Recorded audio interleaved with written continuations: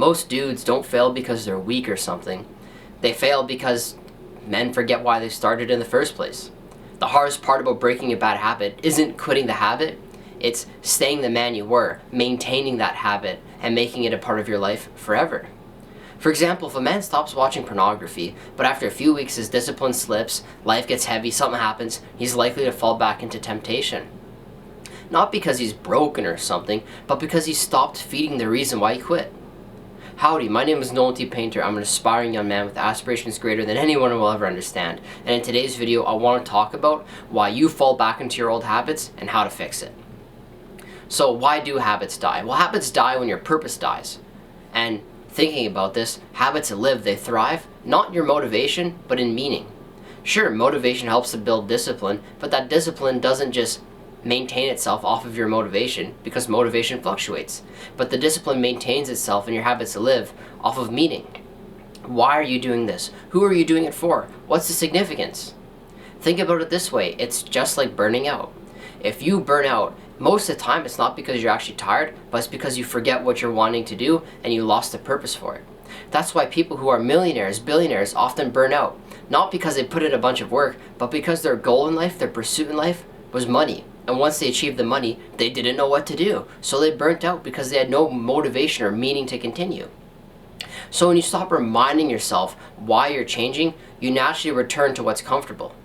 For me, I'm changing for someone, the most beautiful and precious woman on the planet. And if she's watching, well, that'd be kind of awkward. But yeah, she's the most beautiful and awesome woman on the planet. Not needless to say though, because I'm reminding myself of her, it's a lot easier for me to keep track of all my habits. What I'm doing is rather challenging. I'm doing a lot that would typically burn someone out. It's burned me out before. But because I know why I'm working, who I'm working for, it allows me to just manage that so much more effectively.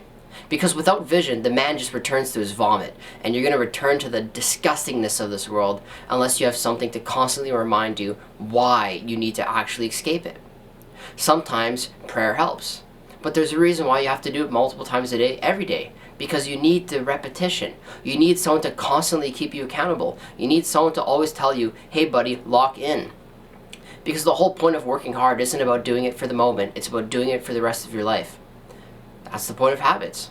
So a man who remembers his purpose, whether it's a woman, God, peace, whatever it may be, he will stay consistent more likely than the other man, especially when it hurts, when it's hard, when it's difficult.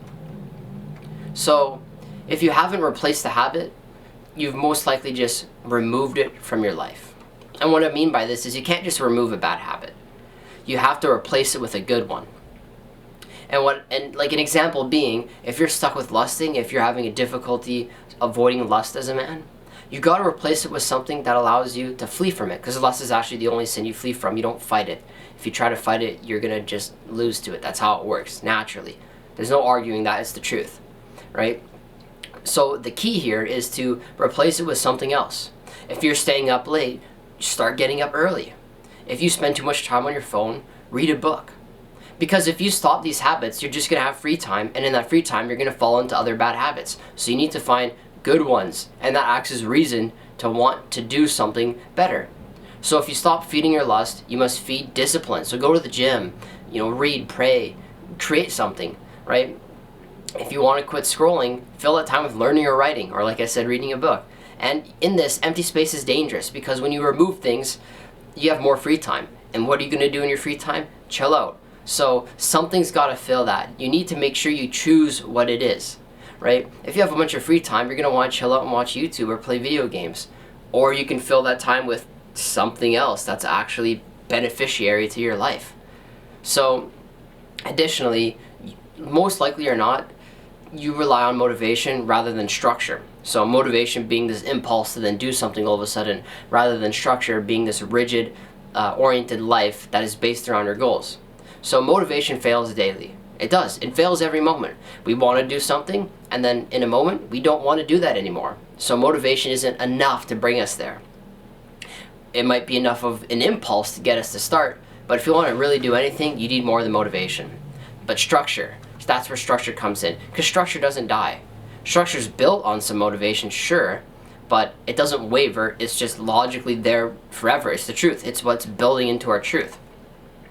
And in these systems that you build up, structure is going to become automatic. It's going to become natural, not emotional, not however you're feeling. It's natural. We sleep every day, right?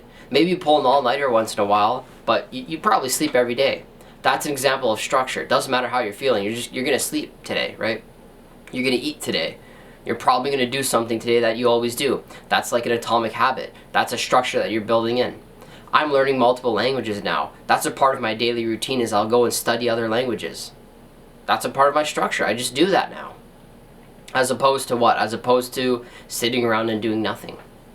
So you got to build systems that are automatic and natural. So like a wake up time or a prayer or gym, journaling, no phone rule, whatever it is, these are going to be your armor for you. This is going to protect you because you're going to build something that is regimented and thorough enough that is natural in your day or natural in your life cycle such that you don't have to concern yourself with whether you're going to do them or not. You're just going to do them.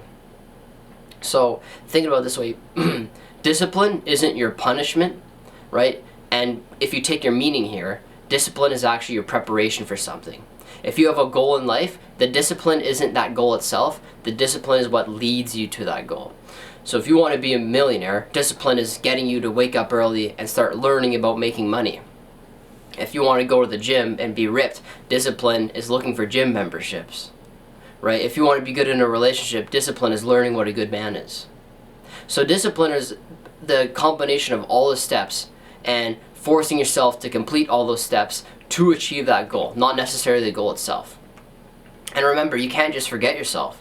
Most relapses happen, whether it be lusting or on your phone or whatever it is, something you don't want to do. Most relapses occur because men carry guilt from past failures. Oh, I failed this time, or this was difficult, so I deserve to give myself a break. Or this sucks and this was hard, so I'm failing, I give up. That's why when people try and complete multiple things at the same time, or try and all of a sudden stop multiple addictions, as soon as they fail one, it's likely that they'll fail 1,000, or they'll fail all of them even. And this is something I have to remember, because maybe I'll relapse in a certain category of my life that I've tried to eliminate. Maybe I'll lust again. Maybe I'll fall and stop, go on YouTube again when I should have just been doing schoolwork. Maybe I'll play a video game, whatever it is.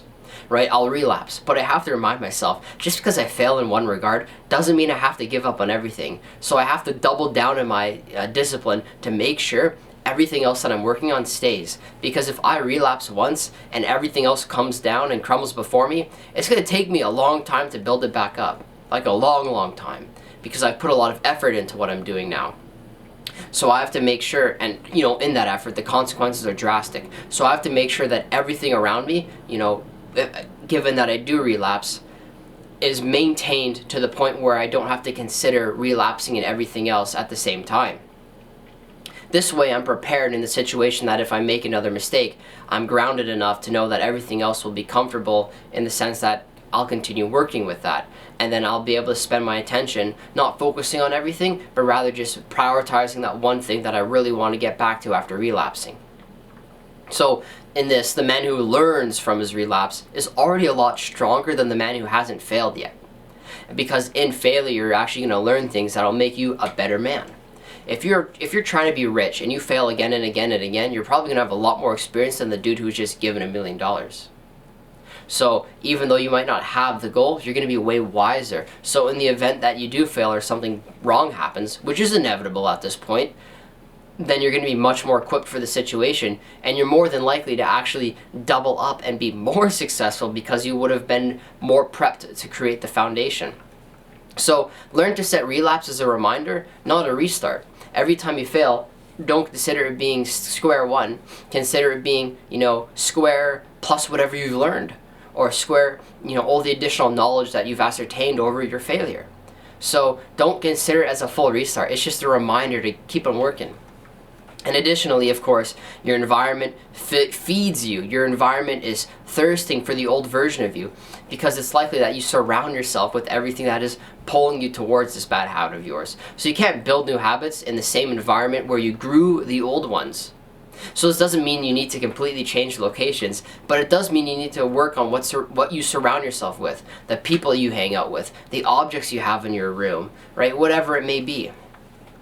I'll give you a really personal example of mine. So I always struggle with lust, right? I've never had sex, never done any of that stuff in my life, and I'm rather proud of that because I want to preserve myself for a woman I'd like to marry, right? But nonetheless, I still struggle with a lot of that. So I remember one time I went out and I bought a pack of condoms, or I had my father help me out with that.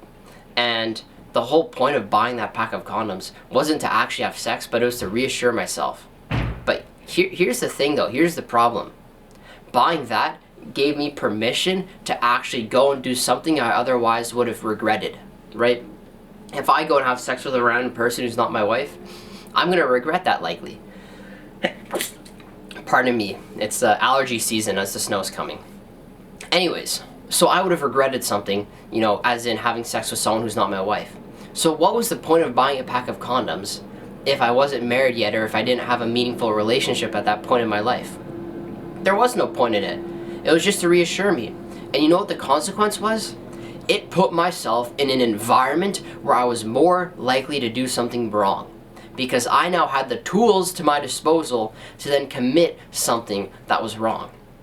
And in realizing this, the first thing I did was I took them and I threw them out, because I thought to myself, what am I doing? What's the point in me having these on my person? I don't want to do it, and by holding on to these, I'm giving myself an excuse to do something I know I'll regret. So maybe take that example and apply it to something else, right? You have a problem with spending money, so stop keeping a lot of money in your wallet. You have a problem with going to get food, so stop walking by the McDonald's every day, or stop surrounding yourself with things that are more likely to pull you away. If you have a giant cake in your fridge and you don't want to eat it, chuck it out or give it away. Stop making yourself more likely to fall into the bad habits that you don't want to fall into by surrounding yourself in an environment that is likely to cause that. So change your environment, physically, digitally, whatever it may be. If you have a problem with playing video games, delete them, right? If you have a problem with pornography and, you know, digital porn, put structure into, like, you know, actually edit like your digital preferences to delete that stuff from you, or just check your phone out. Like, if it's seriously a problem and you want to overcome it, get rid of your environment and make a new one. Because how are you supposed to compete with yourself if you're constantly bringing in things from external sources that make it even harder to compete with yourself, right? Friends, your phone, playlists, social media, that's all what shapes you. So you need to be very careful with what you surround yourself with. That doesn't mean you need to go schizophrenic and, you know, check everything around you, but it means that you need to gradually build something that eliminates all your problems and build something that sets you up.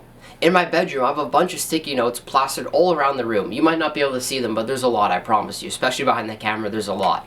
And all those sticky notes acts as reminders, who I'm working for, why she's so important to me, why she is my motivator to do something, why this lady back home, who doesn't even know I'm working for her, should be so grateful in the future. Like Bible verses, what I need to do, goals of mine, what I want to achieve. And all these sticky notes act as reminders. Some of them are unrealistic, some of them are insanely easy. But the point is that I put myself in an environment that makes it really easy to actually overcome these habits and achieve superior habits in my life that bring me closer to my goal, rather than an environment that, you know, neglects this aspect. So you can't really pray for change when you're protecting things that actually keep you the same.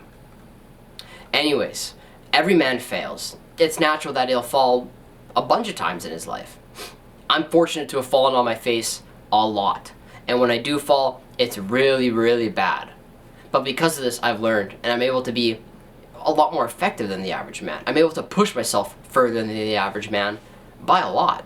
I can say with confidence that I'm becoming a man who would make for like the perfect husband. Now, I know that's incredibly arrogant, but that just testifies my, you know, aspiration for perfection and my goal to become this perfect man one day. And I can do that because I failed so much. The difference is the man who gets up and the man who stays standing, or the man who stays fallen, the man who just stays down when he fails. Because you have to replace things. You can't remove them. Structure's not emotion, but it's forgiveness, right? It's not guilt. It's forgiving yourself for failing and then moving on, right? Because you can't change the past. The present's in the moment, so do something now to change the future. And a good man doesn't fear relapse, right? he learns from it, prepares for it, and becomes harder to break every time. I've relapsed so many times. I've had addictions for years and years and years of my life that I'm ashamed of. But if it wasn't for all that relapse, I wouldn't be here today. And here's the thing, relapse doesn't just involve trying, but it involves failing. So failure is necessary if you want to try. And in that, you need to actually try from the very beginning. Because if you're not trying, you're not going to achieve that desire. If you want to stop, lusting for the rest of your life, you need to be at the point where you're trying even while you are lusting. You need to try to stop even when you are failing. Because if you're not trying to succeed during your failure, how are you ever going to succeed without failure? So the man you want to be, this person, this dream you have inside of you, who's got all these perfect habits, who's got this life that you love, he's already inside you. That's you right now. He's just waiting for you to stop feeding your weakness. My name is Nolan T. Painter. Thank you very much for watching, and I'll see you tomorrow.